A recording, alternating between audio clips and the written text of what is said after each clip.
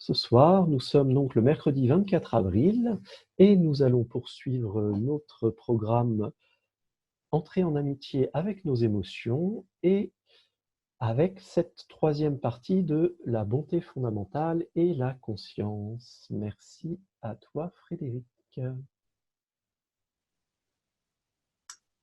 Bonsoir à tous et merci de nous rejoindre ce soir mercredi pour explorer encore davantage ces enseignements de Mingyur Rinpoche sur la bonté fondamentale et la conscience et le lien que cette reconnaissance de la bonté fondamentale et de notre conscience a avec la familiarisation que l'on peut avoir avec les émotions et la manière dont on peut mieux embrasser celles-ci lorsqu'elles se manifestent, surtout en ces périodes si particulières et difficile. Je dis ça en souriant, non pas parce que je trouve ça drôle, mais parce que je me réjouis d'être avec vous et d'explorer encore et encore les astuces que l'Esprit Saint s'amuse à faire à longueur de journée dans nos têtes et dans la mienne en particulier. S'il n'est pas chez vous, rassurez-vous, il est chez moi. Pour commencer, je vais vous inviter comme on le fait chaque fois. Alors, excusez-moi, avant de commencer la méditation guidée. S'il y a des personnes nouvelles, évidemment, cette session de méditation est ouverte à tous. Elle peut être suivie dès aujourd'hui. Vous avez la possibilité de voir les sessions qui ont eu lieu par le passé depuis que ces sessions ont commencé. Elles sont toutes disponibles sur YouTube, donc vous avez la possibilité de revoir toutes les vidéos depuis la session 1. Ce soir, nous sommes à la session 6, donc c'est la 12e fois que l'on se retrouve, pour ceux qui ont suivi toutes les sessions du samedi ou du dimanche et du même mercredi. Et donc, on va commencer par une méditation guidée, qui est conforme et qui est habituelle dans les enseignements de Mingyur Rinpoche. Voilà. Donc, pour commencer, je vous invite à adopter une posture confortable, et comme le rappelle Mingyur Rinpoche, maintenez votre dos droit et souple et les muscles de votre corps détendus ou aussi détendus que possible.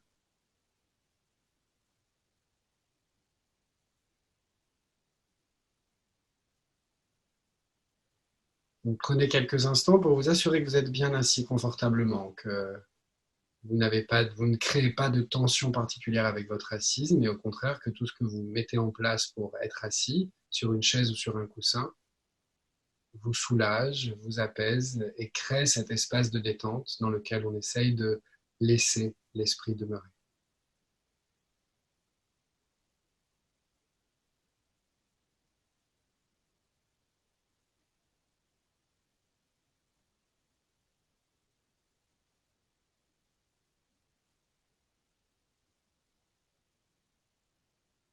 Et dans un premier temps, réfléchissez avec vos propres mots aux raisons qui ont fait que vous nous avez rejoints ce soir à 19h30 pour méditer ensemble et explorer encore davantage les enseignements de Mingyur Rinpoche.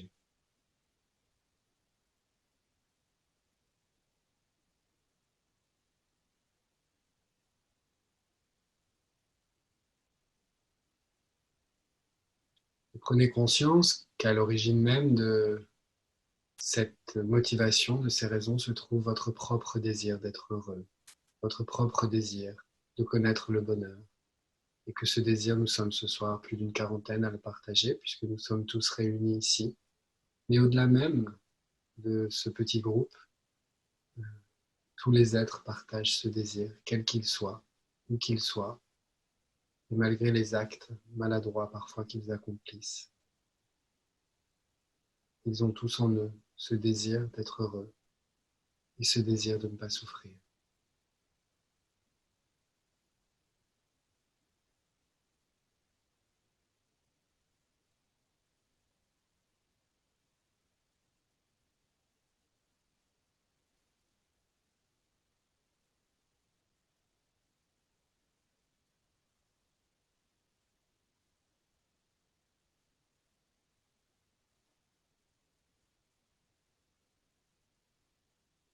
Et à présent, laissez l'esprit demeurer dans la conscience ouverte, comme nous y invite Rinpoche.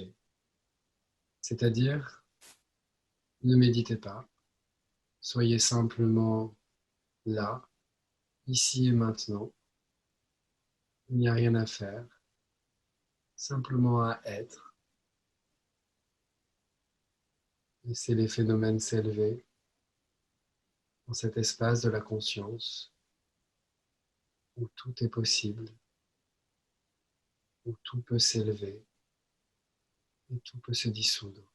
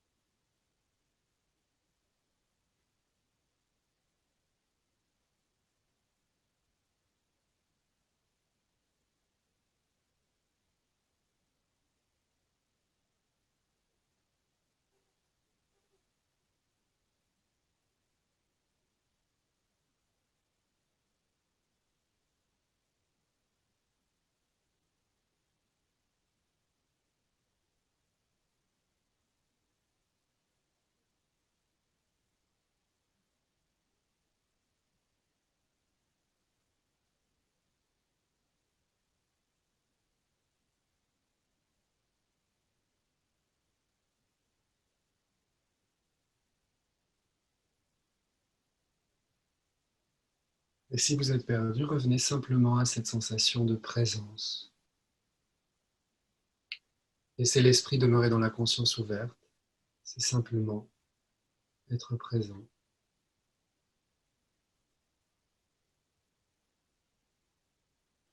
C'est la conscience qui demeure dans la conscience. C'est l'esprit qui repose dans son état naturel, tel quel, simplement, naturellement.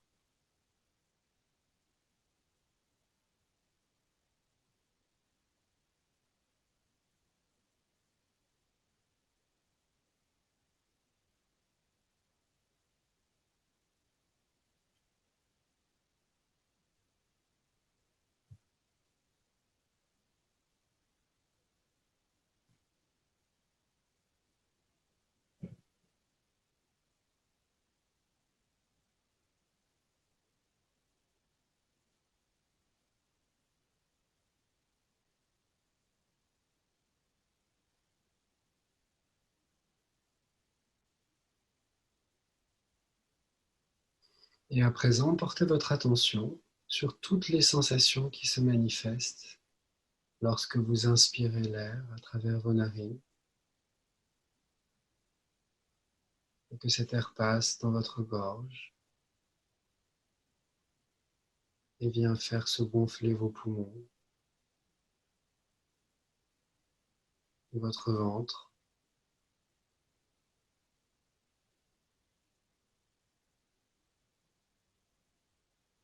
Et les sensations qui se manifestent lorsque cet air sort de votre corps à travers votre bouche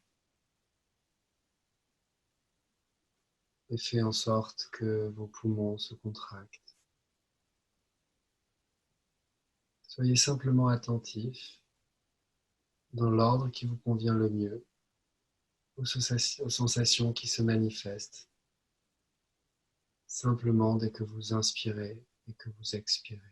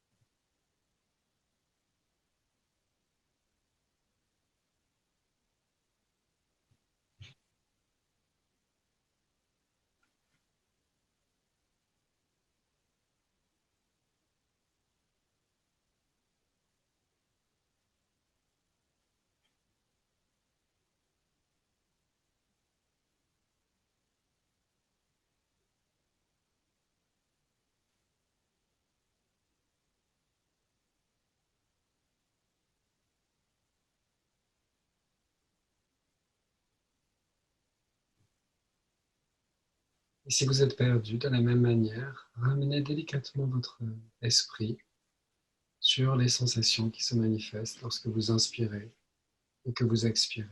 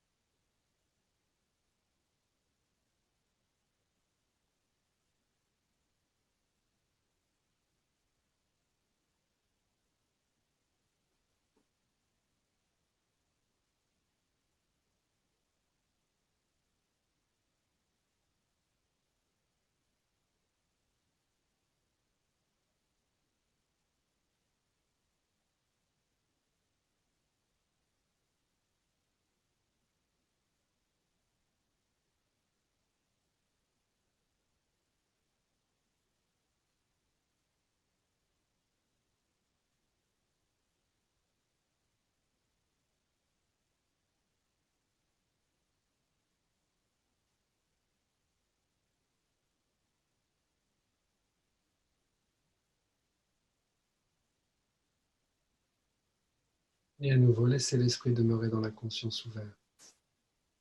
Soyez simplement présent à tout ce qui se manifeste, à tout ce qui s'élève dans cet espace lumineux et vaste de la conscience.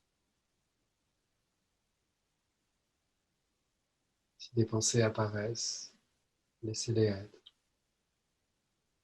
et disparaître. Si des images apparaissent, laissez-les apparaître, demeurer et disparaître. Si des sons apparaissent, laissez-les apparaître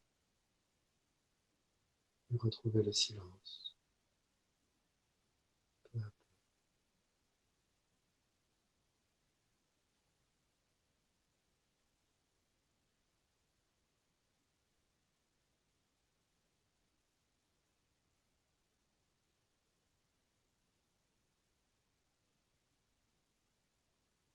Et à présent, si vous aviez les yeux fermés, ouvrez les yeux tranquillement et soyez simplement présent à tout ce qui se déploie soudainement dans votre champ visuel. Et demeurez ainsi présent, ici et maintenant, pendant quelques instants.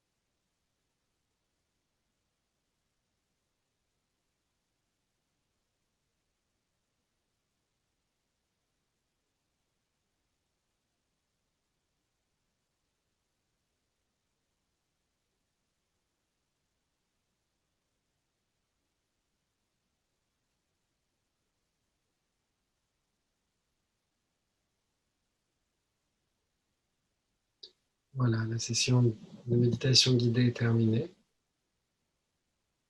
Et comme je le fais habituellement, je vais laisser ceux qui le souhaitent poser leurs questions sur cette méditation ou sur d'autres points éventuellement en lien avec cette méditation avant d'aborder le nouvel enseignement de Mingyur Rinpoche pour ceux qui ne l'auraient pas vu samedi dernier, et puis avant de revoir cet enseignement pour ceux qui étaient avec nous samedi. Conscience ouverte, en fait, qu'on appelle aussi méditation sans objet. Et moi, j'ai plutôt l'impression que c'est la méditation de tous les objets. Est-ce que je me trompe? Non, c'est un peu ça en fait. C'est un peu ce qui se passe, c'est que l'idée de la méditation sans objet, donc on laisse l'esprit dans la conscience ouverte, c'est de finalement s'autoriser à laisser être tout ce qui est. Donc à un moment donné, il y a un son qui va se manifester, il va entrer dans le champ de notre conscience, mais on ne va pas lui porter plus d'attention que cela. On va simplement être présent à sa manifestation. Alors, et à un autre moment, on va sentir notre respiration se faire plus forte, mais on ne va pas porter plus d'attention que cela à cette reconnaissance. On va laisser cette respiration se faire. Alors que dans la méditation avec support, par comparaison, on décide de porter notre attention sur la respiration, et si, évidemment, pour donner l'exemple du son, on ne va pas empêcher les sons de rentrer dans le champ de notre conscience. Mais par contre, notre attention est comme plus forte ou plus soutenue sur la respiration, et il n'y a pas, je dirais, d'équilibre ou d'équanimité entre l'ensemble des phénomènes. Ok. Est-ce que ça répond un peu à votre question? Oui, ouais, tout à fait, tout à fait. Merci Frédéric. Il y a Annie qui a une question. Oui, Annie, c'est bon, je viens d'ouvrir le micro d'Annie. Vas-y. Oui, merci, bonsoir. Alors, en pratiquant la méditation en conscience ouverte, je pensais être en conscience ouverte. Et puis, quand j'ai ouvert les yeux, je me suis dit non, je n'étais pas en conscience ouverte parce que tout d'un coup, la réalité de ce qui se passe actuellement est apparue. Avec quelque chose d'extrêmement désagréable où je me suis dit ah ouais, est-ce que vous voyez un peu ce que je suis en train de dire là? En fait, je me souviens que quelqu'un a déjà évoqué la difficulté qu'il y a à ouvrir les yeux ou à méditer les yeux ouverts, et la difficulté à voir la réalité, c'est-à-dire à voir le caractère concret des choses. Ce qu'il faut, c'est considérer ce qui se passe pour ce que c'est. À partir du moment où vous vous dites « Ah ben, j'étais pas dans la conscience ouverte », cette phrase, ça n'est rien d'autre qu'un jugement ou qu'une pensée. Ça n'est ni bien ni mal. On n'est pas en train de dire que c'est mal d'avoir des pensées ou c'est bien d'avoir des pensées. Mais notre exercice, je dirais, dans la méditation, c'est simplement de reconnaître ce qui se passe pour ce qui est. Oui, en fait, c'était comme si la vision, ce sens-là, m'a ouvert sur la réalité de ce qui se passe actuellement, des difficultés liées au virus, en fait. C'était comme si le fait d'avoir les yeux ouverts, ça amplifiait ma conscience ouverte, quoi. Et que le fait de les fermer, à la limite, j'étais un peu plus parce que je pourrais dans une bulle peut-être, je ne sais pas. En fait, lorsqu'on médite les yeux fermés, il ne faut pas croire que l'expérience, elle est plus vraie ou elle est plus juste que lorsqu'on médite les yeux ouverts. C'est la même chose. Simplement, c'est vrai que méditer les yeux fermés, et en ce moment, Rinpoche, si vous suivez ses enseignements, il nous encourage beaucoup à méditer les yeux fermés et à ouvrir les yeux à la fin. Alors qu'à d'autres moments de ses enseignements, par le passé, il a pu encourager les pratiquants à méditer les yeux ouverts, et encore à d'autres moments, il a pu nous encourager à méditer les yeux fermés. Mais c'est parce que c'est plus facile d'être attentif et présent quand on a un moment comme ça où, justement, comme vous le dites très justement, on a l'impression de prendre soin de soi, d'être comme dans une bulle, et pourquoi pas. Mais ce passage vers la réalité, finalement, je dirais que c'est une bonne nouvelle, parce que si ça vous permet d'être plus juste et plus honnête et plus vrai avec le réel, alors c'est que finalement tout le travail que vous faites de porter votre attention sur vos sensations, ça a une incidence positive sur votre conception du monde, puisque vous êtes plus juste et plus présente à ce qui est. Donc il faudrait, moi je ne le verrais pas comme quelque chose qui est un mauvais présage, mais au contraire comme un éclaircissement qui s'opère, comme une ouverture qui s'opère, c'est-à-dire que soudainement la réalité, elle a davantage de saveurs. Ces saveurs peuvent être aigres, elles peuvent être désagréable, mais elle a davantage de saveur et elle a une autre saveur, mais sans doute une saveur plus vraie. Merci. Très bon. Excellent. Merci. Alors, je ne sais pas si tu as vu, il y a 2 questions dans le chat. Est-ce que tu veux les lire, Raphaël? Oui, d'accord. Alors, la première, c'est de Rosette, qui dit que quand elle essaye de se focaliser sur la respiration, il y a une forte émotion qui s'élève. Elle essaye de l'accepter et de ne pas se forcer à se focaliser sur sa respiration. Et sa question, est-ce que je me trompe? J'imagine que est-ce qu'elle fait bien de faire ça ou pas? Ok. En fait, ce qui est important, c'est de porter son attention sur les sensations que génère la respiration. Donc, la première chose que j'entends ou que je lis dans votre question, et c'est peut-être pas du tout le cas, mais c'est simplement pour donner des conseils, c'est que parfois, quand on dit porter son attention sur la respiration, il y a quelque chose en nous qui se tend un peu et qui se crispe un peu, et qui fait qu'on tend à contrôler un peu la respiration, et ça génère parfois une forme de pression, d'angoisse qui peut se traduire par une forte émotion. Donc, selon la manière dont Mignon Rinpoche enseigne la méditation sur la respiration, c'est une manière assez particulière parce qu'en fait, il nous invite à simplement être attentif aux sensations, donc comme si on suivait tranquillement la respiration à son propre rythme. Donc, on essaye à un moment donné d'être attentif à l'air qui passe dans les narines, puis à un autre moment donné, ça peut être la gorge. On n'est pas obligé de faire ça de manière suivie, comme l'enseigne nombre de traditions, c'est-à-dire vous portez votre attention sur l'inspiration jusqu'au poumon, puis vous remontez, l'expiration, etc. Au contraire, on peut le faire de manière très libre et de manière la plus souple possible, donc pour éviter justement toute crispation. Maintenant, si une émotion se manifeste et qu'elle vous emporte au point de vous faire oublier le support de votre méditation, il faut considérer simplement que vous sortez de l'exercice et hop, le travail, c'est simplement de ne pas rejeter cette émotion, mais de ne pas la suivre non plus. Et comment ne pas la suivre? C'est de revenir à votre support de méditation qui était la sensation physique associée à la respiration. Ça n'empêchera pas l'émotion d'être là, probablement, mais l'effort que l'on fait à essayer d'être présent à la respiration, c'est cet effort-là qui va générer des fruits en nous. Donc c'est la raison pour laquelle dans la méditation, on s'entraîne à cet exercice-là. Parce que habituellement, on se laisse plus déborder par l'émotion et on oublie du coup qu'on respire. Voilà, j'espère que j'ai à peu près répondu à votre question. Alors ensuite, il y a la question de Karine et ensuite, il y a une nouvelle question de Denise. Mais Karine indique, bonsoir Frédéric, il m'est difficile de garder le dos droit, de maintenir une posture digne et à la fois d'avoir les muscles du dos détendus. Elle ressent toujours beaucoup de tension.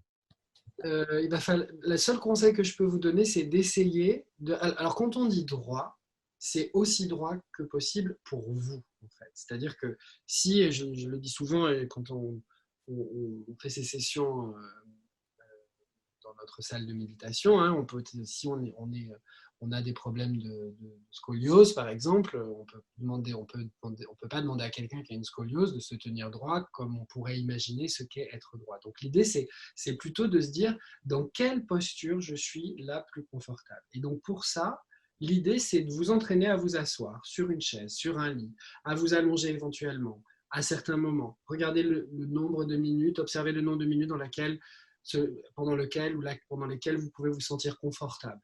Donc, essayez d'observer un peu tout ça pour que ce soit un peu votre maître étalon qui va vous permettre de dire que votre méditation va être de tant de minutes, tant de minutes, tant de minutes.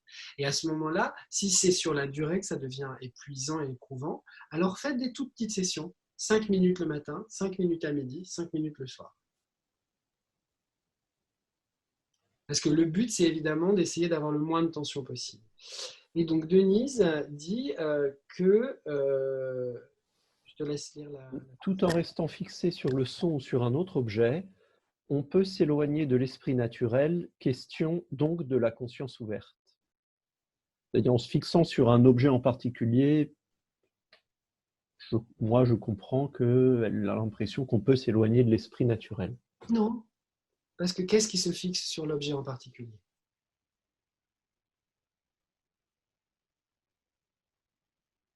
C'est l'esprit. Qu'on appelle naturel ou pas. Et c'est toujours le même esprit, c'est toujours la même conscience. Dans la méditation sans objet, il y a cette idée d'une certaine manière, et je ne veux pas complexifier les choses parce que l'idée c'est vraiment de de simplifier les choses comme le fait Rinpoche. Mais Rinpoche, souvent on le dit, c'est d'une certaine manière comme si la conscience se posait sur elle-même. Et donc sur tout ce qui se manifeste en elle-même. Lorsque on médite avec support, la conscience se pose sur un support, mais dans quel espace ce support s'élève? Il s'élève aussi dans la conscience. Très bien, on va donc regarder cette vidéo et par la suite, on reviendra sur quelques... Merci Denise, je suis rassurée. On reviendra sur la vidéo à travers quelques petites questions. On aura un petit temps de discussion de groupe et on se retrouvera tous ensemble pour en parler. Bon enseignement à vous tous.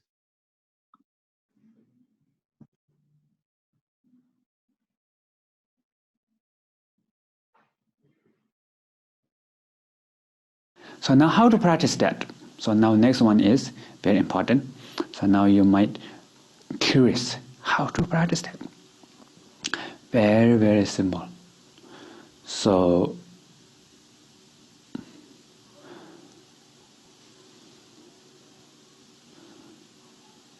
awareness is what? Knowingness, the nose, the mind which is nose.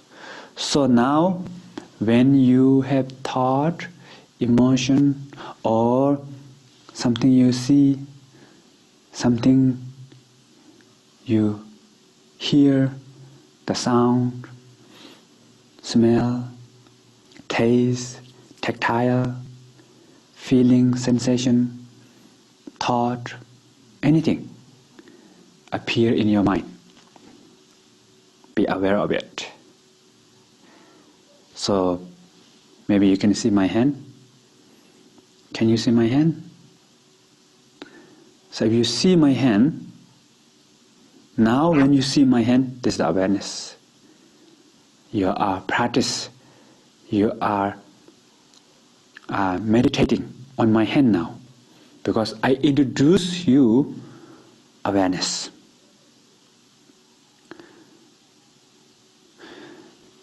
It's very important, interesting that our view and our motivation will change the quality of meditation. So if you just watch hand without knowing what is the awareness, then your meditation not become very profound meditation. So now you know awareness is important, and now you watch my hand, it's different because of your what we call view. View means understanding, the knowledge about awareness. It changes experience of your meditation. So now you can watch my hand. So you know you're watching the hand, right? So that's the practice of awareness. So now anything you see, anything you hear, smell, taste, sensation, thought, emotion, you can choose one first. Maybe form, maybe sound, and use that object as support for awareness. And that object become kind of like support for your awareness, or become kind of reminder of your awareness. Because our attention, the recognition of the awareness, not very long, we'll forget. So therefore we need some kind of support at the beginning. Form, sound, smell, taste, sensation, even thought and emotion, whatever appear in your mind, you just watch. What I'm thinking now? I'm thinking that. You just watch it. Don't try to create thought. Don't block thought and emotion. Just let it be. Let them come. Let them pass. If they come, if they continue, it's okay. You can watch. If you can watch, that means you are free. For example, if you can watch the river, that means you are out of river. If you fall into river, carried by river, you cannot watch river. So normally we are lost into thought and emotion, and carried by thought and emotion, so we are not free. So now as soon as you watch, you see thought and emotion, you are free. But there's one tricky part is, when you watch, thought is gone. Like you are waiting at the bus stop and waiting for bus. As soon as bus come and you try to enter the bus just left. No bus. So if you have this kind of experience, very good. Then there's only mere awareness. That awareness doesn't have particular object. Mere awareness. Very good. So mere awareness or awareness with object. Doesn't matter. Just watch. Be present, watch.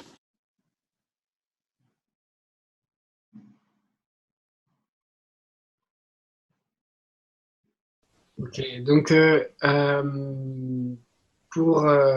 de nous disperser dans des petits groupes de discussion et dans des salles virtuelles que Raphaël va organiser, Raphaël va coller dans le chat les quelques questions auxquelles j'ai pensé, en les réduisant par rapport à dimanche, samedi, pardon. J'ai mis la première. La première question, en quoi notre vision et notre motivation changer la qualité de la méditation? Et ça, c'est pour moi une question fondamentale dans tous les enseignements de l'univers et dans tout ce que l'on entreprend dans notre existence. Je crois que quand on arrive à comprendre l'importance de notre motivation, précision, le mot vision, ça veut simplement dire la manière dont on voit les choses. C'est pas du tout qui aurait ici une notion académique ou scientifique ou en lien avec les études bouddhistes. C'est simplement notre conception des choses, notre manière d'être d'une certaine manière et notre motivation. Donc là, on fait référence à des notions qui sont vraiment très intimes et très personnelles. Donc de quelle manière ça va modifier évidemment notre expérience. La deuxième question, elle est liée simplement elle est aussi liée à l'enseignement, hein, puisque j'ai repris des termes qui ont été utilisés par Mingyur Rinpoche dans ce troisième enseignement sur la bonté fondamentale et la conscience. Qu'est-ce que ça signifie pour vous dans votre propre expérience de juste regard? C'est je pense, vraiment une très bonne question à se poser et à essayer de partager avec les autres. Qu'est-ce que ça peut vouloir dire? Qu'est-ce que je fais en fait quand je regarde? À part regarder. Voilà. Et la dernière question, donc dans l'idée évidemment c'est d'essayer de trouver des exemples tirés de votre vie quotidienne et systématiquement. Et donc la dernière question c'est comment vous comprenez ce que dit Rinpoche à la fin de l'enseignement lorsqu'il dit de quelle manière on peut comprendre cette expérience d'être libre quand on regarde, c'est-à-dire l'idée que simplement regarder permet d'être libre. Dans quelle mesure on est libre finalement. Voilà. Donc je crois qu'il y a matière à discussion. On peut dire que si on veut résumer motivation, regarder et être libre. Voilà les trois sujets du soir. C'est pas mal quand même.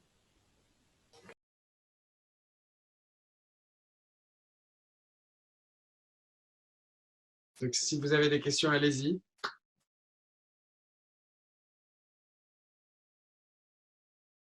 Marc a une question, je crois. Tout à fait. Et Marc, c'est bon. Ouais. Tu m'entends, là, Frédéric, là? Bien sûr. Ouais.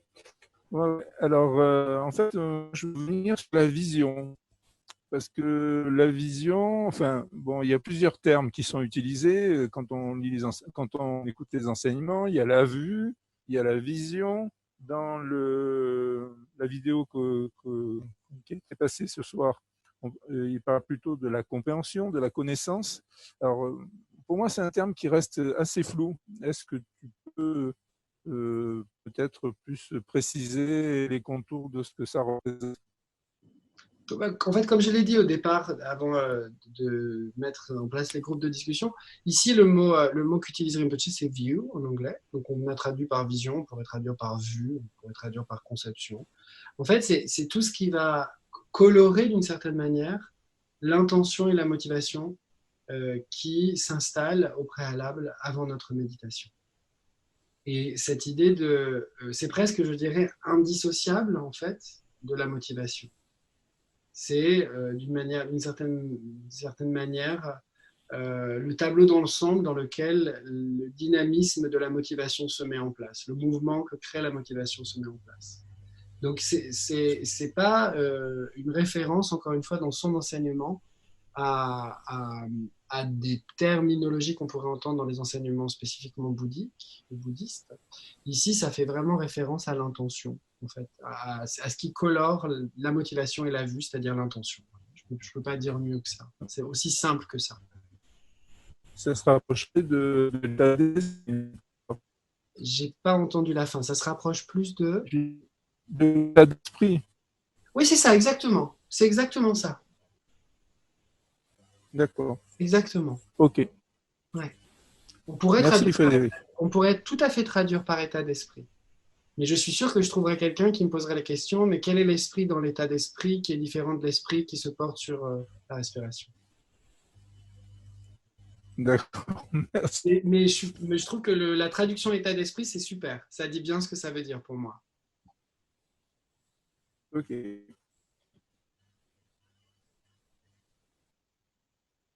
Alors, nous avons un autre Marc. C'est bon, tu peux y aller. Tu as ouvert ton micro.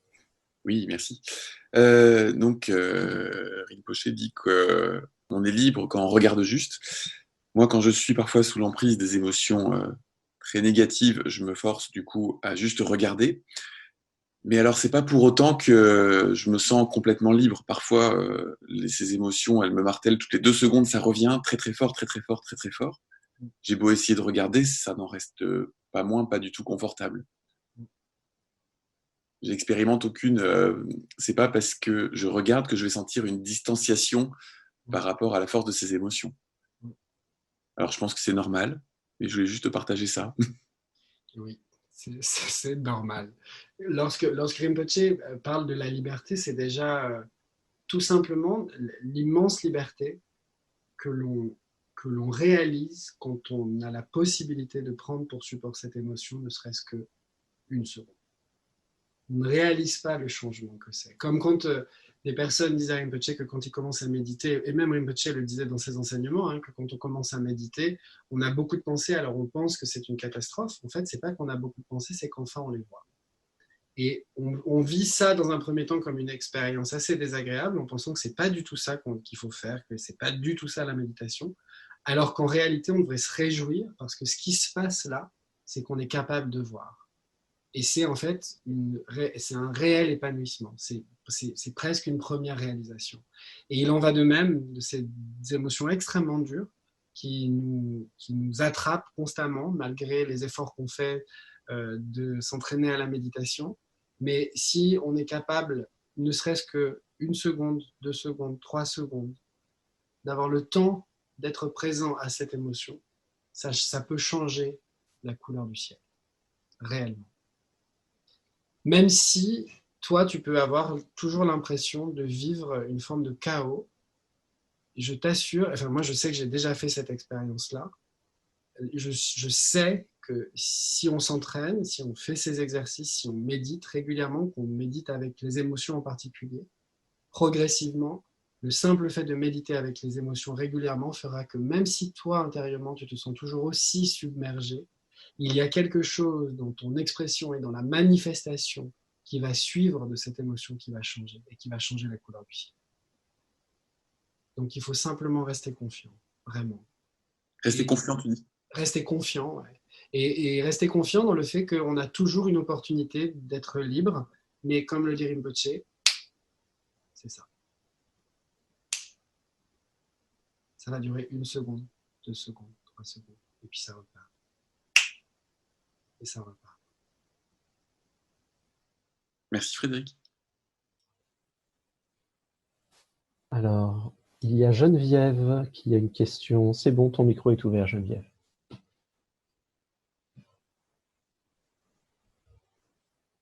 Geneviève, tu as levé la main. Oui. Ah, ton micro est ouvert. Si tu as une question, vas-y. D'accord.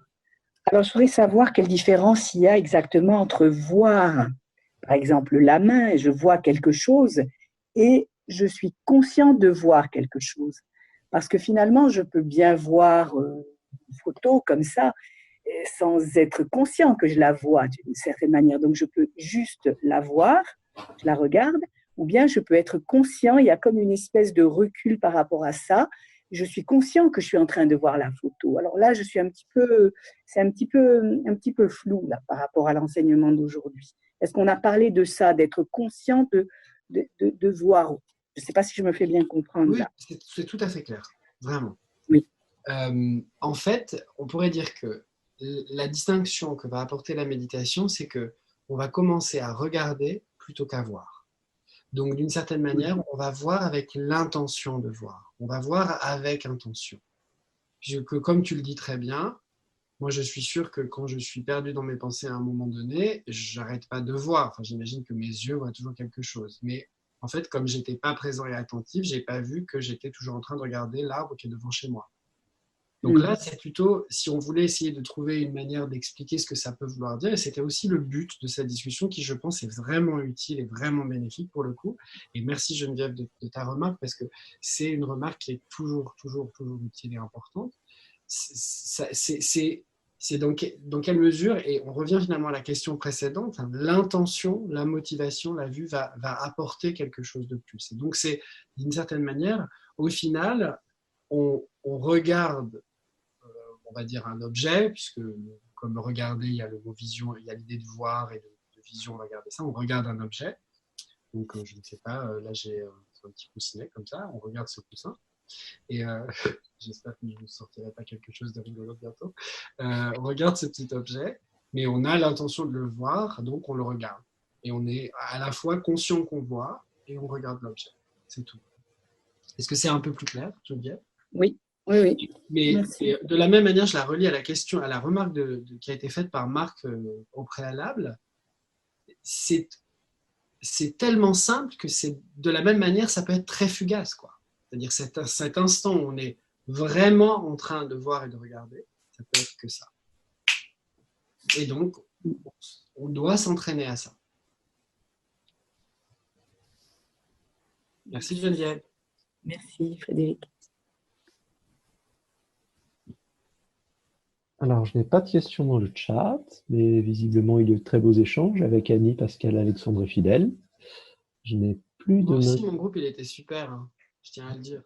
Voilà, donc il y avait 2 groupes super et sûrement d'autres. À moins que quelqu'un souhaite échanger quelque chose ou poser une question, dès 20h30. On peut peut-être passer à la méditation, sauf si quelqu'un veut partager ce qui était génial. Ah, ça y est, on a Eloas qui indique dans Et le mon chat. groupe, c'est pour ça. Ah, voilà. Elle indique, donc quand j'ai commencé à méditer, cela pouvait durer 30 ou 40 minutes, c'était plutôt paisible et elle en sortait plus posée. Mais ensuite, elle s'est mise à penser tellement qu'elle n'arrive plus à méditer plus de 10 minutes. Ok. Ah, et plein d'autres groupes étaient super. Ouais. Éloi, c'est des expériences qui sont extrêmement fréquentes. Et c'est des expériences qui arrivent à tout moment dans le parcours du méditant, de la personne qui s'engage dans la méditation. Parce qu'il y a un certain nombre de paramètres dont on n'est pas maître, justement. Et donc, du coup, il faut être extrêmement attentif à ça. Alors, c'est aussi une des raisons pour lesquelles Mingyur Rinpoche encourage toujours à commencer peu et très souvent, plutôt que beaucoup. Parce que petit à petit, on devient moins petit. Et que l'esprit a besoin de grandir progressivement dans son entraînement et dans son habileté, dans sa persévérance, un peu comme les muscles d'un bébé qui commence à marcher, qui petit à petit va consolider ses muscles pour marcher tout seul. Donc, ce que je peux t'encourager simplement à faire, c'est à juste accepter complètement la situation et ne méditer que 10 minutes. Et à ce moment-là, si tu peux méditer 2 fois 10 minutes, 10 minutes le matin, 10 minutes le soir, par exemple, c'est déjà énorme parce que ça fait 20 minutes dans une journée, c'est déjà beaucoup 20 minutes dans une journée. Donc peut-être oublie l'idée des 40 minutes. L'idée n'est pas de prolonger un état de paix et de calme, d'entretenir un état de paix et de calme, puisque le but n'est pas d'altérer un état particulier de notre conscience, mais plutôt d'entraîner notre esprit à être. Donc, de petites sessions, très souvent, de courts instants, très souvent. Et en faisant ça, tu feras exactement ce que nous dit de faire Rinpoche. Donc, bravo.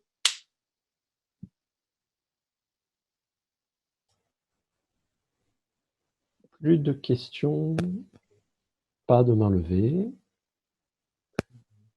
Une dernière chance.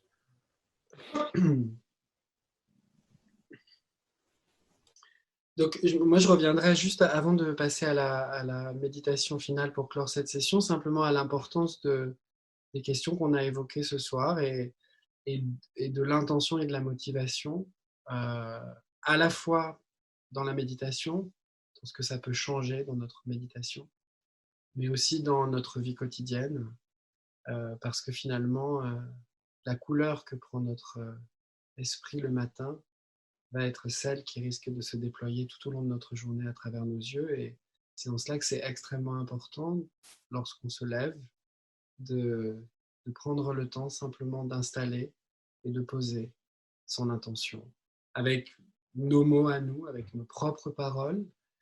Pour ceux qui le souhaitent, vous pouvez évidemment formuler les paroles des maîtres ou du maître que vous suivez, mais avant de formuler ces paroles-là, c'est extrêmement important de formuler avec vos propres mots ce que vous ressentez et ce que vous souhaitez pour cette journée, pour vous-même, pour les gens qui vous sont chers, et au-delà même peut-être les êtres qui vous touchent indirectement et ceux qu'on ne connaît pas. Donc cette question de la motivation, elle est vraiment au cœur de tous les enseignements, et je crois qu'elle est aussi pour moi une manifestation de la bonté fondamentale. Elle est aussi pour moi une qualité qui se déploie, qui se déploie de la conscience, mais à la fois nous donne accès à la pureté et à la beauté de notre conscience. Donc c'est pour ça que Rinpoche nous invite à ne pas négliger ce point et même à insister sur ce point très souvent.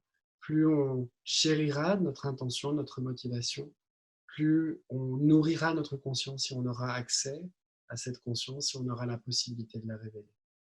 Voilà. Donc, s'il n'y a pas plus de questions, je vais vous inviter à une petite méditation guidée pour terminer cette session de mercredi soir fort riche et à partager ce moment pour prendre un temps et se réjouir de ces échanges que nous avons la chance, grâce à la technologie moderne, de pouvoir faire aujourd'hui. Pour commencer, vous pouvez fermer les yeux. Assurez-vous que vous êtes confortablement assis.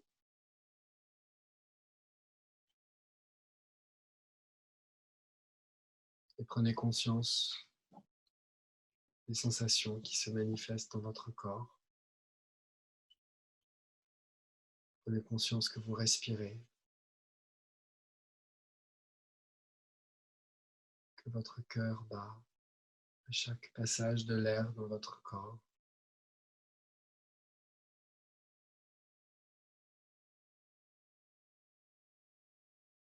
Prenez conscience que vous entendez le son de la pluie ou les mouvements du vent, que vous sentez la douceur du soleil couchant ou la fraîcheur de l'eau.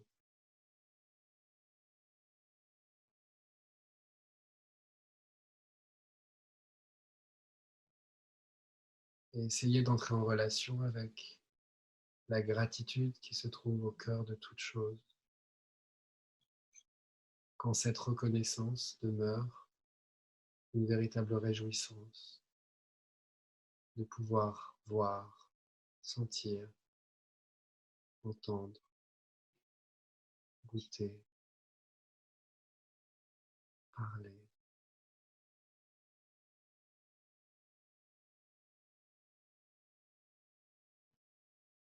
Et demeurer quelques instants ainsi,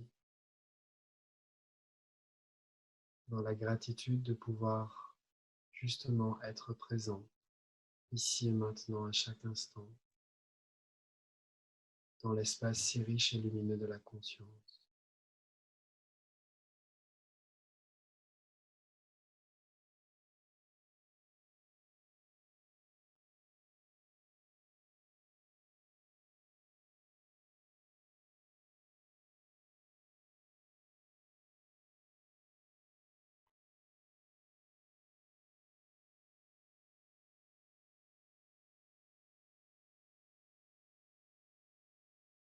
Demeurez ainsi présent à cette réjouissance, à cette gratitude,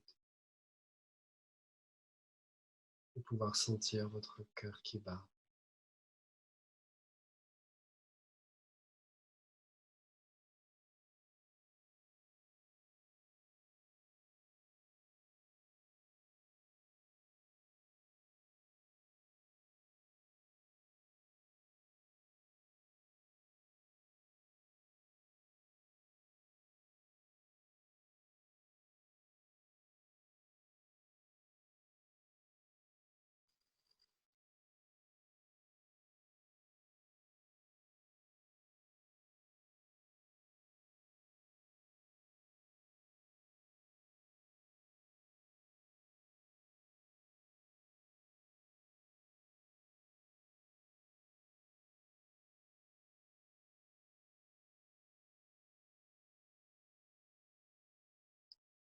À présent, prenez quelques instants pour penser à une personne qui vous est chère et qui, sans aucune réserve, génère en vous de la joie, de la tendresse, de la chaleur, des sourires.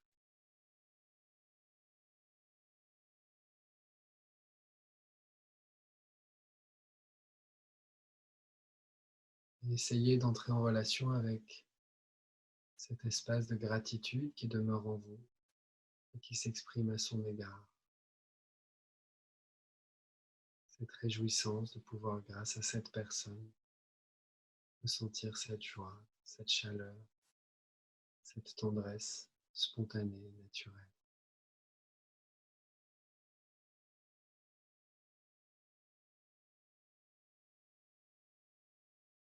Qui font partie des myriades de qualités de notre propre conscience, de notre bonté fondamentale,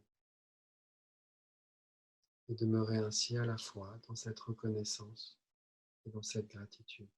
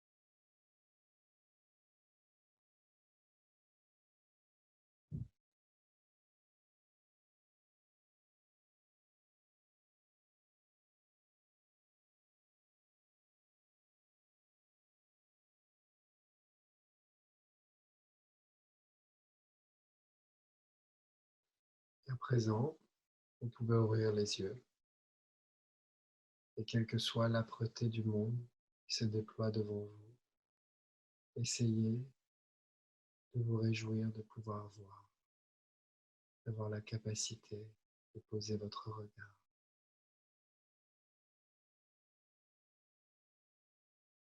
Et demeurer ainsi, naturellement, dans cet espace de gratitude et de reconnaissance.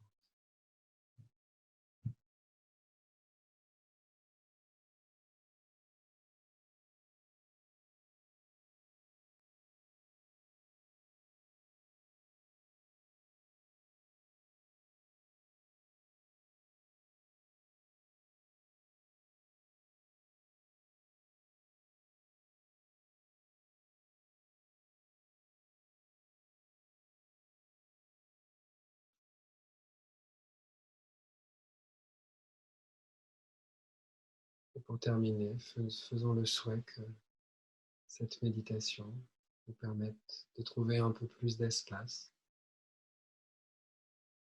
de vivre mieux avec ce que nous sommes, d'être plus juste et plus honnête avec nous-mêmes, avec les autres, et que les bénéfices de toutes nos actions, qu'elles soient méditatives ou quotidiennes ou triviales, que tous les bénéfices de ces actions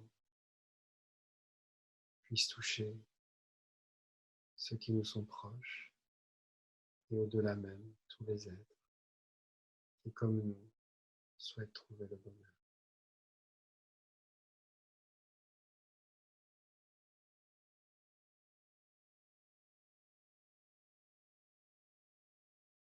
Voilà, cette méditation guidée est terminée. Ce soir à Paris, il pleut et c'est une belle occasion pour écouter chaque goutte de pluie qui tombe, comme autant de notes de musique qui viendraient enchanter et émerveiller notre conscience. Je vous souhaite une très douce nuit. Je vous souhaite de prendre soin de vous et de tous ceux que vous aimez et qui vous sont chers. Et j'espère vous retrouver samedi et mercredi prochain, quand le temps vous le permettra. Voilà. Merci à tous et prenez soin de vous.